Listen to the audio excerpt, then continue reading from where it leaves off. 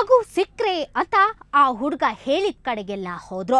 ಅವನು ಅಲ್ಲಿ ತಿರುಗಿಸಿ ಇಲ್ಲಿ ತಿರುಗಿಸಿ ಅಲ್ದಿದ್ದು ಬಿಟ್ರೆ ಮಗು ಅಂತೂ ಸಿಗ್ಲಿಲ್ಲ. ಅದು ಇವತ್ತಲ್ಲ ಇನ್ಯಾವತ್ತೂ ಸಿಗಲ್ಲ. ಆ ಕಂದನಿಗೆ ಯಾರಿಗೂ ಬರಬಾರ್ದಂತಹ ನೋವಿನ ಸಾವು ಬಂದಿದೆ ಅನ್ನೋದು ಗೊತ್ತಾಗಿದ್ದು ಹೆತ್ತವರು ಪುಣೆಯಲ್ಲಿದ್ದಾಗ.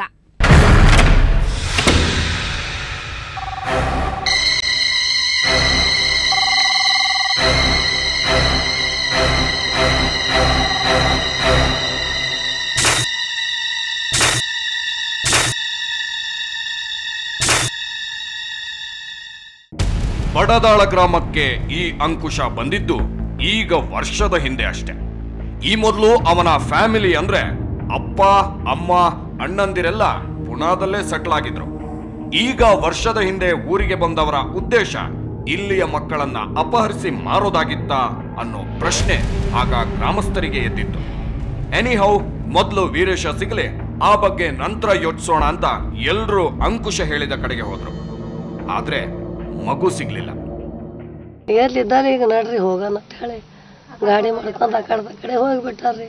ಇಲ್ಲಿ ಹ್ಞೂ ರೀ, ನಮ್ಮ ಮನ್ಯಾಗ ಮಗ ಒಬ್ಬರಿ, ನಮ್ಮ ತಮ್ಮನ ಮಕ್ಕಳು, ಅಣ್ಣನ ಮಗ ಹಿರಿ ಮಗನ ಮಗ ಒಬ್ಬ, ಮತ್ತು ಆ ಪೊಲೀಸರು 5 ಮಂದಿ ಒಟ್ಟು ಮಂದಿ ಕರ್ಕೊಂಡು ಹೋಗ್ಯಾನ್ರಿ. ಅಲ್ಲಿ ಆ ಇವ್ರೇಕನ ಈ ಇವ್ರೇಕನ ಅಂತ ಕರ್ಕೊಂಡು ಹೋಗ್ಯಾನ್ರಿ. ಅಲ್ಲಿ ಹುಡುಕಲಿಕ್ಕೆ ಚಾಲು ಮಾಡ್ಯಾರ್ರಿ ಇವ್ರು ಹೋಗಿ.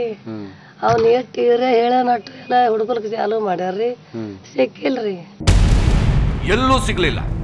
ನಂತರ ಸ್ಟೇಷನ್ಗೆ ಕರ್ಕೊಂಡು ಹೋದ್ರೆ ಅಲ್ಲಿ ಅಂಕುಶನ ಸೋದರರು ಬಂದು ನಿಂತಿರೋದು ಕಂಡು ಸಣ್ಣದೊಂದು ಅನುಮಾನ ಎಲ್ಲರಲ್ಲೂ ಹುಟ್ಟಿಕೊಂಡಿತ್ತು.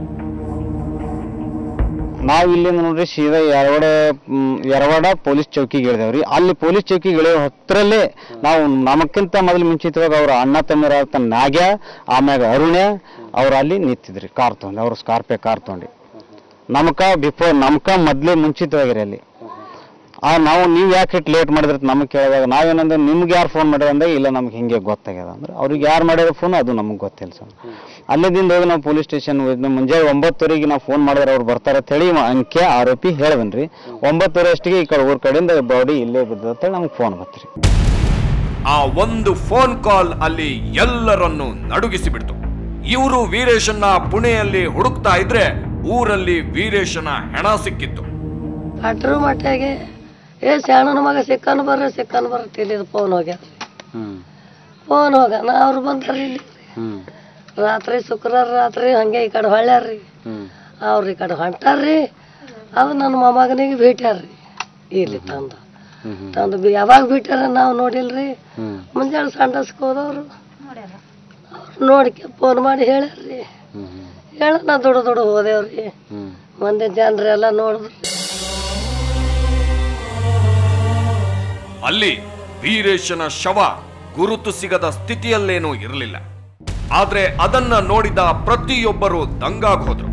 ಆ ಹುಡುಗನ್ನ ಮಾಟ ಮಂತ್ರ ಮಾಡಿ ಬಲಿ ಕೊಟ್ಟಿದ್ದಾರೆ ಅನ್ನೋದೇ ಎಲ್ಲರ ಮಾತಾಗಿತ್ತು. ಆ ಕ್ಷಣದಲ್ಲೇ ಅಂಕುಶನ ಫ್ಯಾಮಿಲಿಯ ಬಗ್ಗೆ, ಅವರ ನಡವಳಿಕೆಯ ಬಗ್ಗೆ ಅನುಮಾನ ಹುಟ್ಕೊಂಡಿತ್ತು. ಅಸಲಿಗೆ ಪುಣೆಯಲ್ಲಿ ಸೆಟಲ್ ಆಗಿದ್ದ ಅಂಕುಶನ ಹೆತ್ತವರು ಊರಿಗೆ ವಾಪಸ್ ಬರೋದಕ್ಕೆ ಕಾರಣವಾಗಿದ್ದು ಆತನ ತಂದೆಗೆ ಬಂದ ಕಾಯಿಲೆ. ಅದು ಗುಣ ಆಗಬೇಕು ಅಂದ್ರೆ ಬಲಿ ಕೊಡಬೇಕು ಅಂತ ಯಾರೋ ಹೇಳಿದ್ದನ್ನ ನಂಬ್ಕೊಂಡು ಈ ತರ ಮಾಡಿದ್ದಾರೆ ಅಂತ ಎಲ್ಲರಿಗೂ ಅನ್ನಿಸಿಬಿಡ್ತು.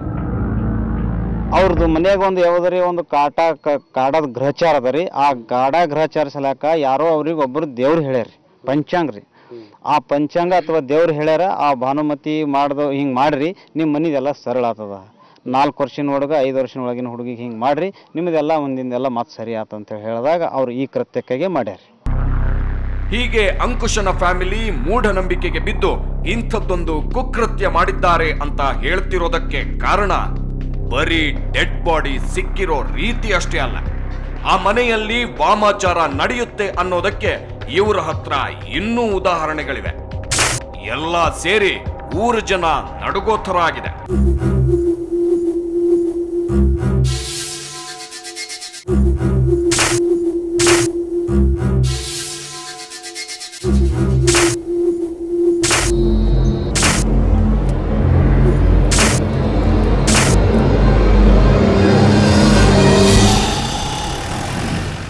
ಮಗು ಸತ್ತು ಮಲಗಿದ ರೀತಿನೇ ಭಯಾನಕವಾಗಿದೆ.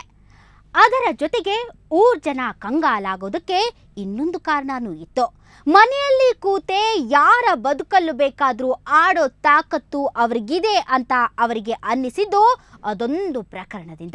ಆ ಬಗ್ಗೆ ಒಂದು ಬ್ರೇಕ್ನ ನಂತರ ಹೇಳ್ತೀವಿ.